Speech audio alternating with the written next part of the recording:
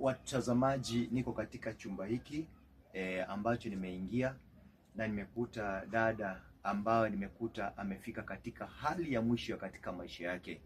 Nimemkuta mahali hapa, chumba hiki kunanyesha, kila mahali ni maji, hata huku juu kiangalia, hata tuna wakati nimeona ni kama nyoka sijui wapi upande huu.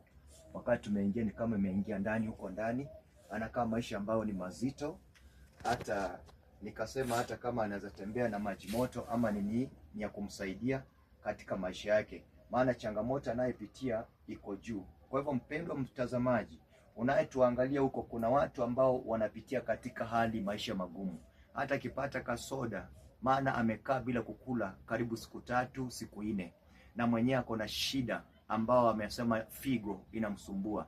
Mnapomtazama hata katika uso wake, tafadhali ukiwa pale nje, hata kuambia majina yake, maana mimi nimeelekezwa, ninatembea katika zile nyumba watu wanapitia changamoto, ili kwamba tuone tutasaidiana namna gani. Majina yako, unaitwa nani dada?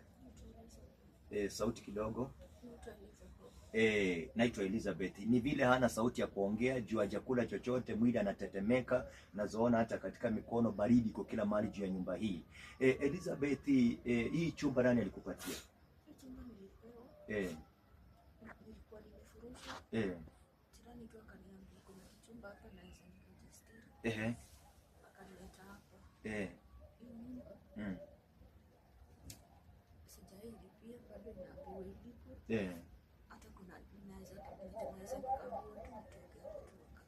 Wakati wote. So ako na miezi kadhaa, ni vile sauti haitoki juu ya njaa, juu ya ugonjwa, amepigwa na ugonjwa tumbo yote, hawezi ongea juu pia hajakula chochote. Kwa hivyo anasema chumba hiki amekaa miezi kadhaa hajalipa, na ameambiwa anaweza toka wakati wowote.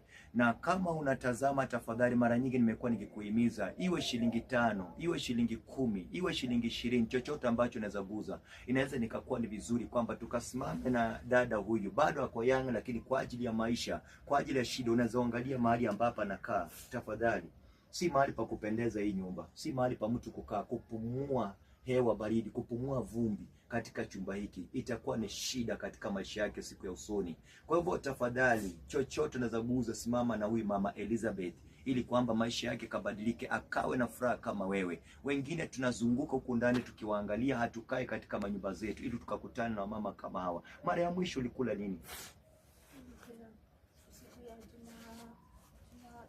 Leo ni Friday. Hakuna chenye kinashinda. Mungu amekula Tuesday mpaka sasa hajakula chochote, na hana chochote katika nyumba.